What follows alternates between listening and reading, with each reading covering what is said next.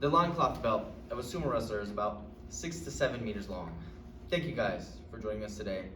We're very excited to talk to you guys about an underrated sport that only a select few are physically capable of being able to participate in.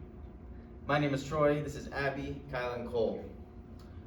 All of us have participated in traditional sports, but some of us have had enough experience doing formal martial art to understand the difficulty of this unique sport. I've done folk style wrestling all throughout high school. Cole has had some beginner classes of jiu-jitsu, and Abby has done about a year of karate. Today we're going to be talking about the sport of sumo wrestling and why it's so unique compared to other mainstream sports. Starting off with the history, then leading into the rules of the sport, and lastly, the diet of an athlete. Sumo wrestling is a very physical and technically demanding sport. It may not seem like it, because all you see is two big dudes in thongs throwing each other around, and it isn't the most popular sport here in the United States, and even in the world. But I remember, especially when I was younger, I would wrestle with my little brother, and I know you guys have also probably roughed around with your siblings like that at one point. So we'll get into the logistics of the sport itself.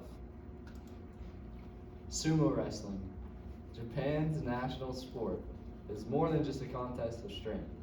It's a centuries-old ritual that blends religion, culture, and tradition into one powerful spectacle. The origins of sumo wrestling stretch back over 1,500 years. The earliest recorded mention appears in ancient Japanese chronicles from the 8th century, but legends tell of sumo even earlier, as a divine battle between the gods and the Shinto creation myths. In the martial history article, it states, in those stories, the gods used wrestling to determine control over the land of Japan. The mythic power carried into the real world as sumo became a sacred ritual performed at Shinto shrines to please the gods and ensure good harvests.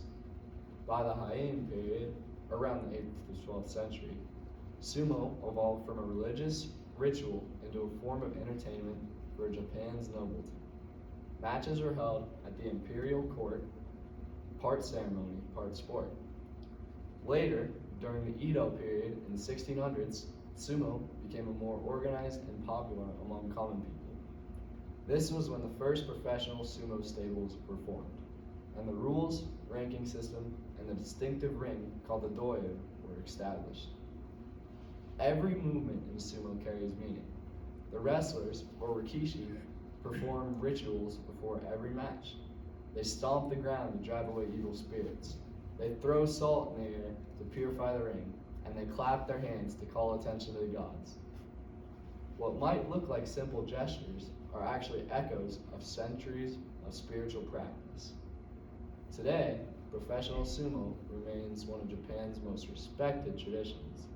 6 major tournaments are held each year, drawing huge crowds and global attention. Through modern training and international wrestlers joining the sport, sumo still honors its roots, preserving the same rituals, language, and ranking traditions that began hundreds of years ago. And a lot of traditions still remain today, including what the topic in this video covers.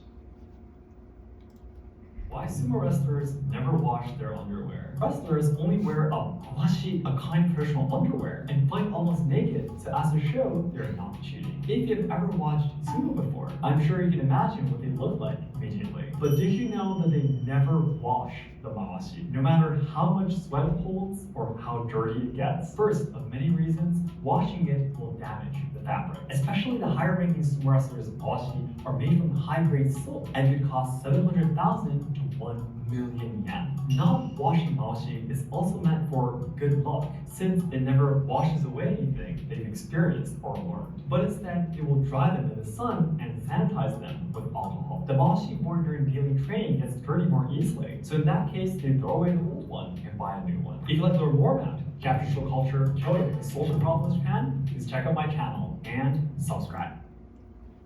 Wow, what an interesting topic to cover. Sumo wrestling is more than just a fight. It's a living link to Japan's ancient past. Each match tells a story of strength, discipline, and devotion, reminding us that even in a changing world, some traditions stand firm. Now I'm going to pass it over to Abby to explain the basic rules of each sumo match. First, punching. While shoving with an open hand is acceptable, punching with a closed fist is strictly prohibited. Our focus is on control, not causing unnecessary injury. Next, kicking. You may perform trips or sweeps to destabilize your opponent, but direct kicks are not allowed. It's fine to grip your partner's belt around the waist. However, any grabs targeting the groin or the rear are strictly forbidden. Hair pulling is illegal under all circumstances. Hand strikes are allowed only as forward thrusts or slight slaps. Wide arc 90-degree slaps are not permitted. Choking deserves special attention. You may push towards the throat, but any attempt to grip or choke with the arm is prohibited. Safety always comes first.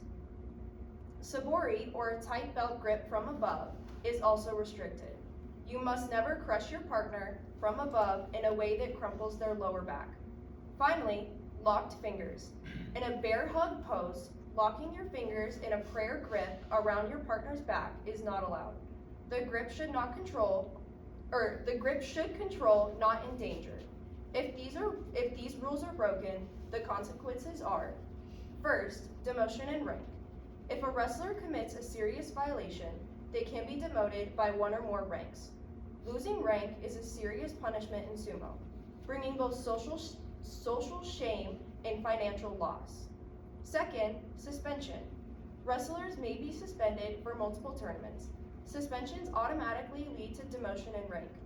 For example, in 2021, a wrestler received a 6-tournament suspension and a 50% pay cut for visiting nightclubs during the COVID-19 pandemic.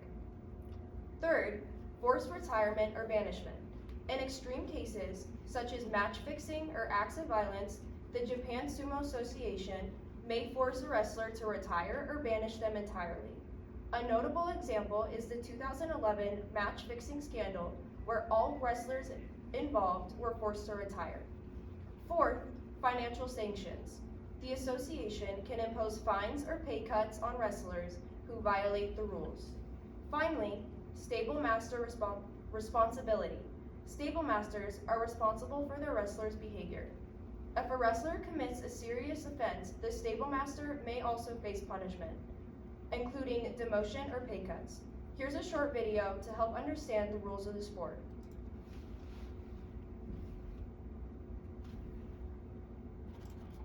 It explains the rules of sumo wrestling. Sumo see these colourful banners being paraded around the ring. These are sponsor banners, and the fee that the sponsor pays acts as the prize money. The winning rikishi is awarded the prize in envelopes from the kyoji. More sponsors equals more prize money. Tournament. Sumo matches usually take place in tournaments. Each rikishi contests in one match every day for 15 straight days in the top division, or 7 straight days in the lower divisions. The rikishi with the most wins in any one tournament is proclaimed the winner.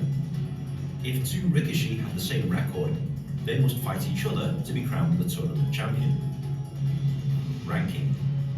There are 10 ranks in professional sumo, and based on your wins and losses, you can be promoted or demoted a rank based on your performance. If you're in the top 5 ranks, this is known as Makuuchi, or the top division, where your matches are televised and your starting salary is significantly higher than the bottom 5 ranks. Yokozuna. The goal of every sumo wrestler is to reach the rank of Yokozuna. No, not this kind of Yokozuna, but the rank of Grand Champion. The criteria is strict, but in short, you have to be at least an Ozeki who has won 2 straight tournaments or an equivalent performance, and have the unanimous vote of the Yokozuna Deliberation Council of the Japan Sumo Association to be crowned a Yokozuna or Grand Champion. You can tell who he is as he's the one that wears this white robe during ceremonies, and there can be more than one Yokozuna at a time. Yokozuna are treated like gods in Japan, and they earn significant money, fame, and honour as the top sumo wrestler in the world. If you found this video at all helpful, please be sure to like, share, and subscribe. It takes me ages to make one of these things, and good karma is very much appreciated. Be sure to follow me on Twitter also and share this video on Reddit. But in the meantime, enjoy sumo wrestling.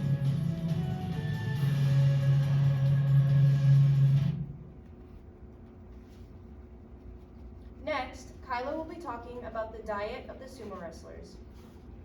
Sumo wrestlers don't just eat a lot, but they eat strategically with meals designed to support their intense training and build or sustain their large body mass. They usually consume around 8 to 10,000 calories a day, whereas the average daily calorie intake for a male adult is 2,500. That just shows how many calories these athletes have to consume to keep or get to that body mass they need for this sport. For their meals, they consume around 5 to 10 bowls of rice a day along with chinobi. Chinobi is a traditional Japanese stew which is often referred to as sumo stew. This dish is a one-pot dish served in large quantities, making it a popular choice for gaining weight. It is made from chicken broth and flavored with sake or mirin. It contains a variety of protein sources like chicken, fish, tofu, beef, pork, and many types of vegetables, for example, cabbage and bok choy, which in the past, sumo wrestlers mainly favored putting chicken and fish in their bowl, especially during tournaments, due to a superstition that eating four-legged animals could cause them to fall in the ring and make them lose. In today's time, now pork and beef are now more commonly used. Also, it is popular for many wrestlers to add a pile of noodles in their bowl to increase calorie intake and carbohydrate count. Back when sumo wrestling was first a sport, the wrestlers would down as many 6 pints of beer. This is a lot less popular now because of health concerns or because certain stables have banned it entirely. Some wrestlers also stay away from alcohol because of their religious reasons, but some wrestlers still do it if not banned. More meals sumo wrestlers may eat are dumplings, stir-fry, grilled, barbecued, and fried dishes, as well as protein shakes. Sumo wrestlers only eat 2 meals a day. They skip breakfast to maximize their appetite for lunch. They usually wake up around 4 to 5 in the morning to train and exercise. While they are training, they may lose up to 10 to 15 pounds of sweat. After they get done exercising, they then eat their first meal at 11 a.m. They do this because skipping breakfast and working out slows their metabolism down, and it also gives them a bigger appetite. After their meal, they then take a nap for about 4 hours to slow down their metabolism even more and encouraging fat storage. This then adds everything to their growth. At the end of the day, the wrestlers then eat another massive meal, then call it a day. They do this eating pattern to ensure they can consume an enormous amount of calories in fewer sittings. And then lastly, Troy will be closing us off with the main topics we covered. Thank you, Kyla. Today we started off talking about the history of sumo wrestling, leading into the rules of the sport, and then finishing with the athletes' day-to-day meals. Hopefully this shows you why it's set apart from other mainstream sports. Let's look at a short clip of some highlights. This is 3 of our favorite sumo matches from the tournament that we went to. Enjoy.